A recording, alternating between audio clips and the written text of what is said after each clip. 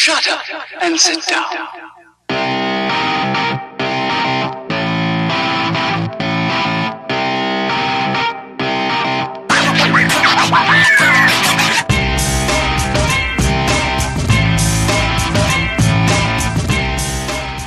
Hello, we've got the lovely Amanda Graham with us this evening. We're going to be talking about her book and everything else that this lady does. Very, very busy lady. So, Amanda, welcome. Oh, it's such a pleasure to be here now. Thanks so much for inviting me. I'm Yeah, excited no. to talk. And as I've already seen your fabulous room behind you, plants, such a calming thing to have in your life, and you have lots, so that's fantastic. No. Yeah, it's important to have extra oxygen because obviously writing comedy sucks the life out Yeah. of you. So, Good. There's never a truer word said. Blimey. Anyway, tell us a bit about you because you've obviously got a new book out, Mhm. but you do a lot of things as well. So Yes. just give us a little brief overview of Amanda's world. So you're absolutely right because I like to do things very difficultly and chaotically. I do a lot of different things. I'm primarily a comedy writer and script editor, and like you said, I've just done a book about the worst time in my life to help other people. I also do a lot of public speaking, including running how to network sessions and teaching all kinds of things from writing scripts. Uh, Communicating with people, collaborating, anything that kind of brings people together, I really like. Yeah. And my other I'm doing some animation projects with Travis Blaze, who's a Disney animator, which is really fun. So yeah, I like doing a lot of different, that's only probably a quarter Yeah. of what I I do. think that's the thing. When you're creative, you just can't help yourself but do more creative things because it constantly inspires, doesn't it? So Oh, I can yeah. completely see why, you like doing so many things. But your book, Good Things to Read Before You Lose Your Shit. Yeah, good So book to read, yeah. tell us that you t sort of just touched on the fact that it was about a part of your life and you're using Yes. that part of your life to try and help other people. It's a Yes. very funny book. You sent it to Oh, thank me you. and I laughed all the way through it. It's a really good spin on how to help yourself. So tell us a bit Yes. more about that. Oh, well, it's so funny because I think all of us, unless we're very, very lucky, have a period in our lives where nothing makes sense and everything we try doesn't work. And, it's like almost like old thoughts that we used to have, beliefs kind of get torn down because life isn't living up to what it should. And it's like really like a long crisis, if you know what I mean, not Yeah. just a week here or there. And I had a really terrible time. And about 8 years ago, I had what's called like a dark night of the soul. And I was like, please, it was one of the worst days of my life. And I was like, I can't go on like this anymore. I don't know what I need, but it's something. Mm. And I didn't have any beliefs. And I was like, okay, I don't know if God exists or the universe or whatever, but please just show me one thing, just one thing. So the next day, this is a bit of a confession, but the next day, I had this thing where I watched this really cheesy motivational video on YouTube. So they're the kind where you like watch athletes running down a track. There's very dramatic people reading quotes. And so and so I was listening to it and I was like, oh yeah, okay. And then anyways, one of them, and I recognized it right away, it was Steve Jobs, his voice. And he's like, so what I want to talk about today is that there will be times in your life where nothing makes sense. And that totally got my attention. And I was just like, oh my God, yeah, yeah, that's right. That's what I'm going through. And it's like, there's something very important that you must know. And I'm thinking, oh my God, this is exactly what I prayed for yesterday. This is insane. Tell me, Steve Jobs, tell me. And he goes, so when things in your life don't make sense and you don't know what to do, it's only when you get to the other side that you can look back and connect the dots. And I was like, that's it. I have to wait till I get to the other side to connect it. That's what I'm supposed to know. I was like, that's insane. I was like, how can I connect the dots when I am still living in total chaos? So, Yeah. anyways, what I started doing was uh, uh, I started pivoting a lot. And Mm. funnily enough, between all kinds of things that were happening economically and the lockdown and everything, life was forcing me to try different things because Mm. nothing I was doing regularly was working. So, and very annoyingly, very annoyingly, about, I guess it was probably lockdown, I realized that Steve Jobs was right. Mm. And dots started to connect. And so I would have not just failures, but like real terrifying things happen. Like, perfect example, when the lockdown first started, I was working on a film. And of course, our industry just completely Yeah. collapsed. Yeah. Being a single mom, I was like, what am I going to do? Mm. How am Yeah. I had no saving. I was like, what am I going to do? Yeah. How am I going to survive this? And so what I did was I was teaching a class over here at the university, just one class, nothing, not enough to live on. And but I had to rewrite the curriculum, and it was all about networking and Yeah. employability, ironically, even though I didn't have a job. And so what I did was I was like, I'm going to do this differently. I'm going to do it my way, and Mm. I'm going to reverse engineer all my terrible mistakes I've made with networking and combine it with my experience in stand up Yeah. and all of the stuff I had to learn because I had struggled for so long. And I created a session on networking that blew up. I mean, right away, right Yeah. away. And now I'm flying around the world teaching that thing, right? And Yeah. I never would have done that if it hadn't have been for that moment. And so that was like five different dots in my life that connected at once. And so the whole point of the book is not only to give advice and insight and knowledge and things on all these different categories, Mm. like assholes and money and broken hearts and things, but also to show overall how I Mm. learned to connect dots. Because I think sometimes that's the only thing that can really get us through Yeah. But you're a right really though. hard time. When you're living in the moment of that, to try Yeah. and see any connecting dots is really hard. But like you say, as soon as you come the other side, you can say, ah, that happened for that reason. This, yeah, this did this. So I completely understand what you're Mhm. talking about in the book, and you use that. You have like pages within each chapter where Yes. you talk about how those dots connected for you. So it makes Yeah. sense for the reader. And I really liked that approach. Obviously, it has activities in there as well, which gets people to focus on their life. So, but you do it in such a comical way. And do you think that's the stand-up in you that has helped you write the book in that way? Yeah. And for anyone who watches this, if you love doing stand up, amazing. I hated it. I loved, writing jokes, and I loved the world of stand up, Yeah. but that forced, you better perform right now. Mm. I really struggled with that. I did fine. I just Yeah. really struggled with it. And I only did it so I could get a break in comedy writing in the first place. Yeah.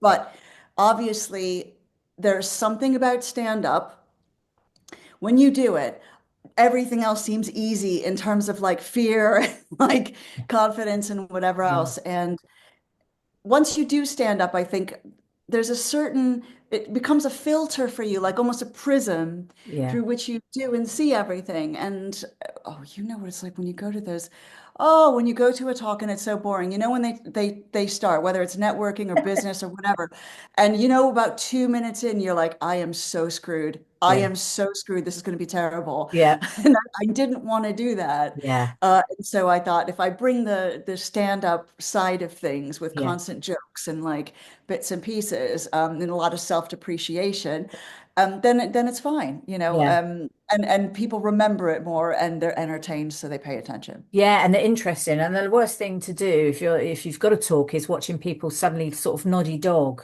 suddenly, Oh, Lord. so Yeah. keeping that repertoire with the audience, I think that's brilliant. I think that's a genius way to do it. And it's proven successful for you. Like you say, you fly all Yeah. over the world to deliver Yeah. those Yeah. networking sessions. So what would be your top tip for networking? Just off the Ooh, top of your head, if somebody asked. okay, off the top of my head, my favorite one, and I'm not even kidding when I say this now. I've had people stop me on the street and go, I still do this, or I've had people at different mixers who've seen me in the past go, this is the best tip. So, one of the biggest problems when we're in a room, you know what I mean, Yeah. networking and whatever else, is we don't know who to talk to, Mm. especially the groups. I call them the BBGs, the big bad groups. And it's like, well, what do you do? And how do you know if they are ready to talk? And what do you say when you start? And the best tip and everybody will go, this isn't true. It is. And that is this. If everybody, in a circle, and this is two people, 10 people, 20 people, whatever, if they're all standing and their feet and their hips and shoulders, but especially their feet, are all pointed inside into the Mm. middle, don't interrupt that group. It means they're mid-flow. So if you interrupt them or come up, then Yeah, that's like the equivalent of if you're at the pub with your mates and some drunk guy pulls up a chair with you guys and interrupts you, and then everyone's jolted and doesn't know what to do. That's what you're yeah, doing to them. But if someone especially has a toe pointed out, and maybe their hips or their shoulders as well, they're thinking of leaving the group. Now, they might not realize it yet. It might be the back of their mind that's going, oh my God, this is so boring, or oh, I just saw my friend, or I need a wee, or whatever. Give me another glass of room temperature Pinot, please. Whatever it is, right? Um, so so either you can, that's when you gag into the group, or you wait till they leave to create a space, and there will be reshuffling anyways. yeah. And then that's the group that's going to be safe to approach. That's brilliant. What a brilliant piece of advice. That's amazing. Oh, that really is good. Now, obviously, in the book, you talk a lot, in a couple of chapters actually about, but particularly in work, about value and valuing yourself. One of the fantastic things I thought that you said you'd done was you invoiced a company Yeah. for your CV, for your Yeah. time in applying for a job. And I thought, yeah, do you know what? That's a bloody good idea, because generally applying for a job isn't like it was in the good old days. Now you have to fill out forms and forms of, appraisal, self-appraisal. So what values have you stuck by throughout your dark times and even up to now? That's a good question. I won't compromise who I am. Mm. I don't, and this could be a thing that comes with age. I don't know if this is the autistic side of me or if this is because I'm over 50 and I don't give a crap. It's Yeah, a I think wonderful, frustrating thing about getting older. But I think, you know, it's very difficult when you're the kind of person, and most creatives are, where you're rejected a lot because of who you are or what your personality is. And usually that's not because of you, that's just because it's not a good yeah. fit or whatever else. Mm. It can be very hard not to internalize that. But I think you get to a point where any type of uh, requiring you to compromise who you are Mm. and what's special about you or remarkable about you, that you have to tamp that down. You're just like, no, no, no. Yeah, And I think I've learned to say no a lot more, and I've stuck with that. mm. That's been a really important thing. And I think another thing is, besides the integrity, is to give, I talk about this in the networking sessions as well, but I'm a big believer that like it's about not what you can get from other people, but how you can use Mm. what you're really good at to Mm. help other people meet their goals as well. And I Yeah. think and we have to go together. I'm a big believer in, can I say the F-bomb on that? Can I Yeah, of say course you can. Okay, Absolutely. Knock fuck yourself the out. gatekeepers. Fuck the gatekeepers. And, and it's a pain in the butt when we have to do things a different way, and it can Yeah. take years off of us and whatever else. But, I think when we decide we're going to do something and we just figure out what it is that we have to do to get that, I think there's a level of confidence and contribution that we make, Mm. that really boosts who we are. And I do think that another thing is contribution is so important to community and for connection with people. Uh, I know what it's like to be isolated. I have been in this flat for 10 years, and most of that has been isolated. Yeah. This has, Yeah. like, I call it my wilderness period. And one of the things that I've learned is that it's not recognition Mm. that is the thing that integrates us into our people and community and whatever else. It's what we can give of ourselves Yeah. to help other people. And I the older I get, the more I think that is incredibly valuable insight. It's not my insight, Yeah. but I think that's what it is. And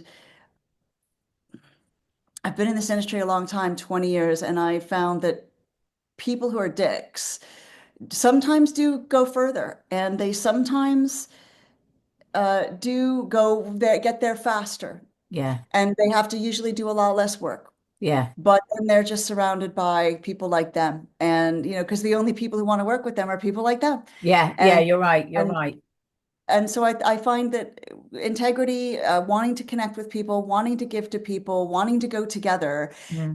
and working or figuring out ways around the gatekeepers is the slow way. It is the turtle in, or the tortoise in the Yeah. hare. Yeah. It's the tortoise way, Yeah. but it is the tortoise that wins. Mm. And I think that, yeah, I think the older I get and the more I collaborate with the people and I richer the relationships are, it shows. I think you're right. I mean, obviously, when you do hit, I mean, obviously, I'm in my 50s, and there is this element of, you know what, I'm not taking any of that anymore. I'm not going to take that crap. This is me. This is what I do. This is what I can do, and people sort of need to keep up.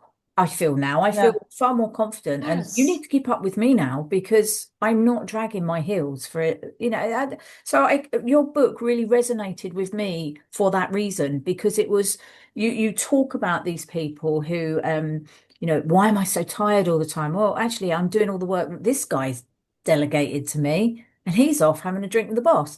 So, it's true.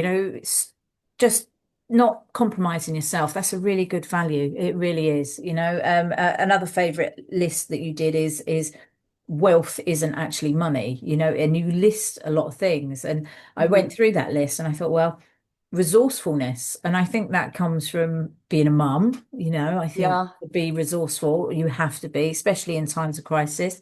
What would your wealth be? What out of that list that you produced, what do you think Oh, is your wealth? I think it's going to have to. I mean, this is such a cliche, but I think it's really going to have to be health. And I'm only talking strictly in practicality. Obviously, you want people around you who love you and who you love them. Mm, Of course you do. But I think we always overlook health and how important that is.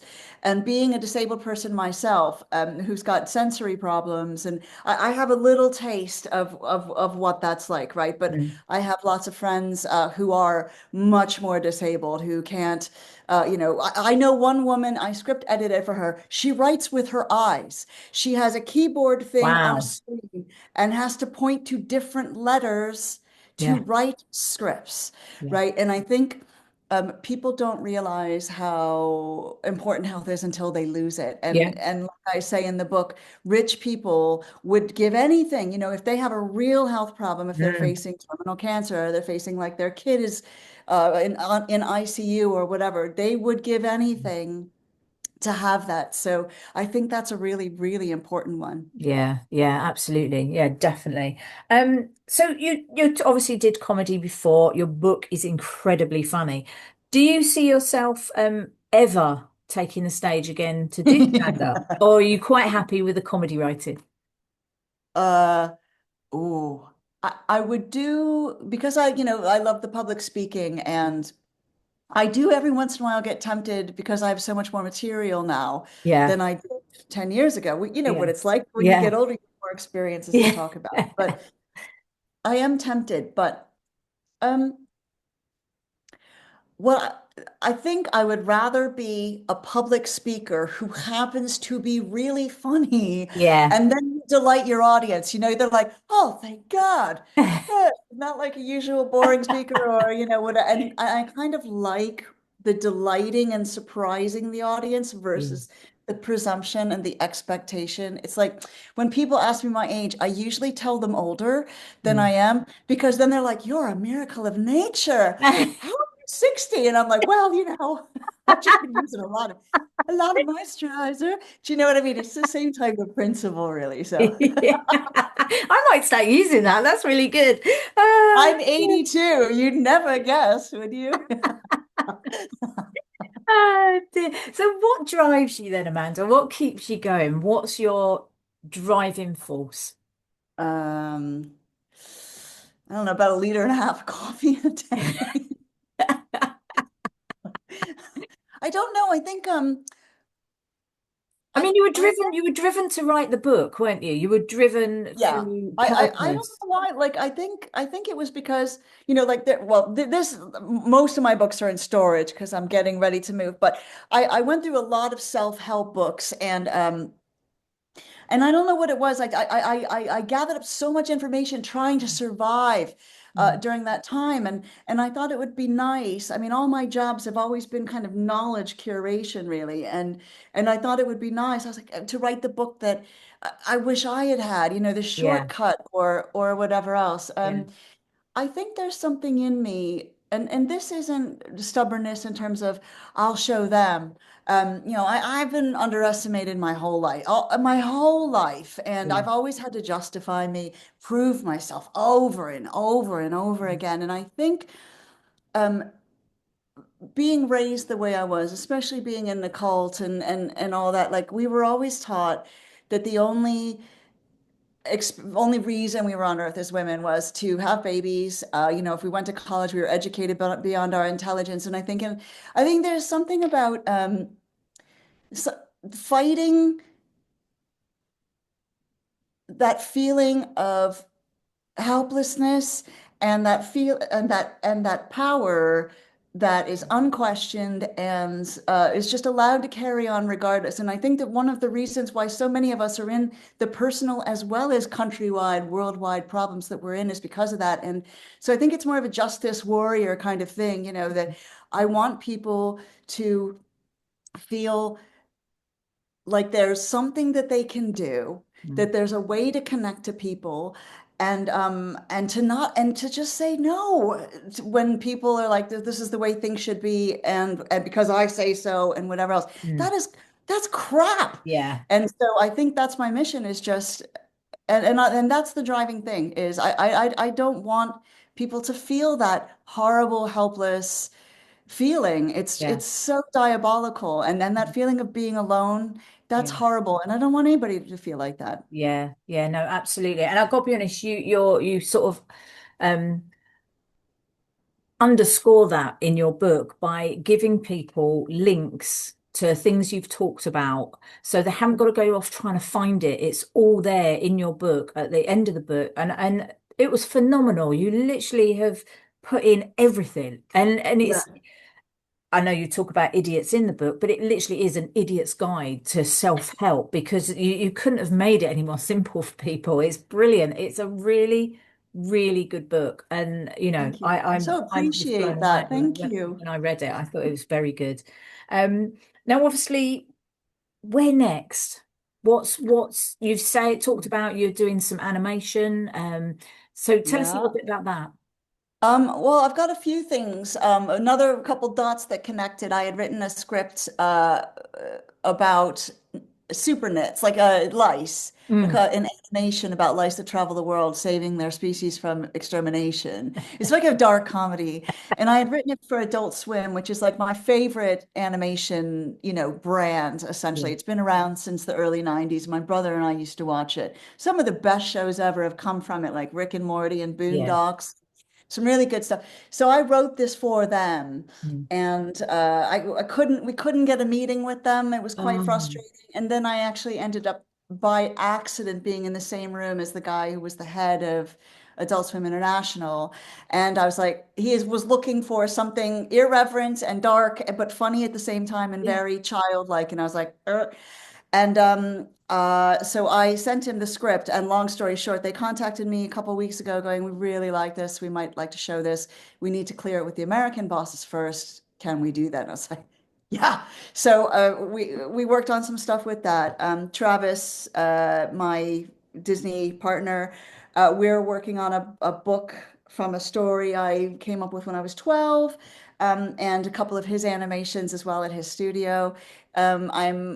Let's see what else. I've got my director partner. We've got a couple things that we're getting ready to pitch out of LA. Mm. Um, and then I've just booked the comedy festival here in London. In London, I'm opening that, so that'll be fun. So it's a lot of like public speaking, waiting to hear back on Saturday Night Live Oh, UK. We're working on wow. it. So, or whether I got an interview, I should say, Yeah, yeah, not whether I got the job.